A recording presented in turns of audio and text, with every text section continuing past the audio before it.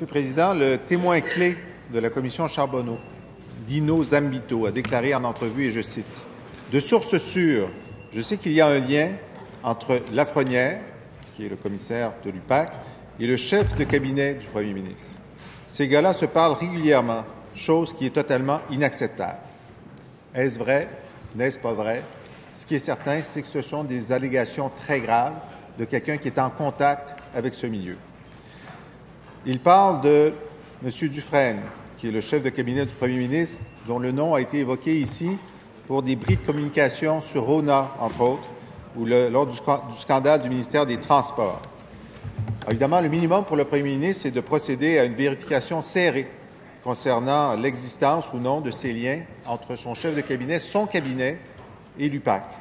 Considérant la gravité des allégations, j'ose croire que le premier ministre a déjà fait ces vérifications, alors je lui pose simplement la question.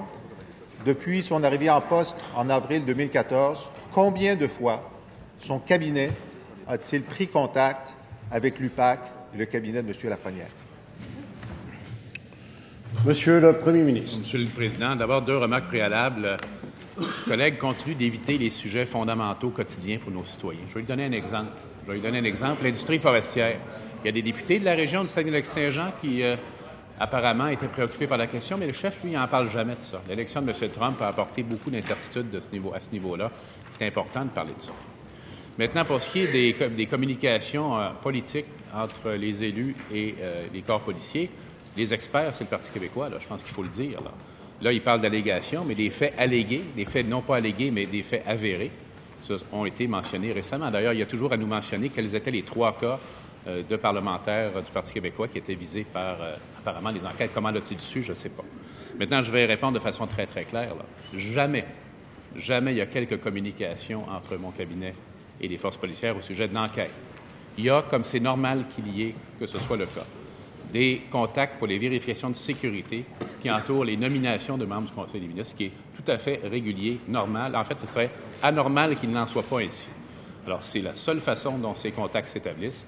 Jamais, contrairement au Parti québécois, jamais notre gouvernement n'intervient sur la question des enquêtes. Première complémentaire, Monsieur le chef de l'opposition. Alors, le premier ministre veut qu'on parle de sujets fondamentaux. Je pense que l'indépendance de la police face à un gouvernement dont certains membres ou le parti est l'objet d'enquêtes criminelles, c'est un sujet fondamental, n'en déplaise au premier ministre. Je voudrais lui déposer une note de la Sûreté du Québec de novembre dernier qui parle de l'embauche de quelqu'un pour répondre quotidiennement au cabinet ministériel les matins où l'Assemblée nationale siège. Et j'aimerais que le premier ministre fasse la lumière sur le fait qu'il y ait cette conversation quotidienne entre la SQ et les cabinets ministériels. Dépôt. Consentement pour le dépôt? Consentement. Monsieur le Premier ministre.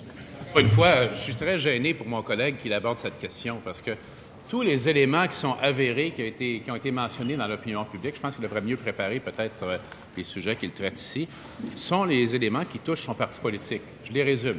Des contacts directs entre l'ancien ministre de la Sécurité publique et la police au sujet d'enquête. Enquêter, pas enquêter, on s'en occupe, on vous revient là-dessus.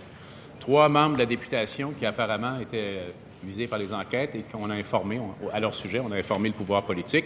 On n'a toujours pas de détails là-dessus.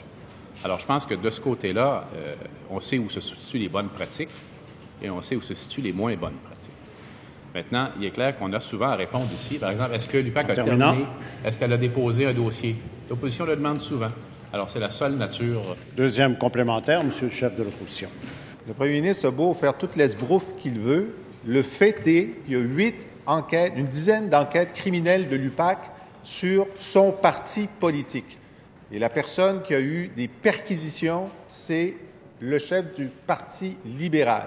Et c'est donc pourquoi il est si grave qu'il y ait des allégations sur les liens entre ces responsables et la police. Et que dit-il du fait qu'il y a quelqu'un à la SQ tous les jours qui parle au cabinet ministériel libéraux? Monsieur le Premier ministre. C'est normal qu'on soit capable de répondre aux questions de l'opposition et des médias sur certains sujets, mais jamais sur la question d'enquête. Jamais. Alors qu'on le sait que dans le gouvernement précédent, il y avait des contacts très étroits sur cette question et c'est regrettable, il ne devrait pas en être ainsi. D'ailleurs, c'est la raison pour laquelle, dans les affaires qu'on discute ici, on devrait toujours faire un rempart très net entre les discussions politiques qu'on a et le fait que la police est ou n'est pas d'enquête. Il faut réitérer en passant notre confiance dans cette institution que sont les forces policières au Québec, notamment l'UPAC, mais les autres également. Maintenant, M. le Président, quand même, là, la commission Charbonneau a eu lieu, il y a eu des délibérations, il y a eu des rapports. Il ne va pas faire croire à personne que le Parti québécois n'a pas été mentionné dans ces débats-là ou que personne de son parti n'a été rencontré. Voyons donc.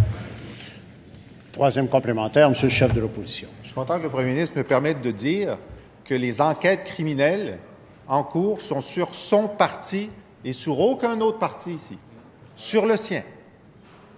C'est quand même important de le dire, que la vice-première ministre, qui est en ce moment accusée d'un certain nombre de fraudes, est de son parti et pas de les autres. Et je lui demande, s'il est si intéressé par l'indépendance de l'UPAC, pourquoi n'accepte-t-il pas notre proposition de nommer son commissaire aux 2/3 par l'Assemblée nationale et pas par... Monsieur le premier ministre. C'est peut-être un oubli momentané, mais j'ai rappelé hier qu'il y a 2 personnes devant les tribunaux actuellement qui sont directement associées à l'administration péquiste, incluant le cabinet de la première ministre, incluant un de nos collègues ici, dont je ne mets absolument pas en cause, ni dans un cas, ni dans l'autre, quelque manque d'intégrité que ce soit, ce serait faire preuve de culpabilité d'association, ce que moi, je ne ferais pas.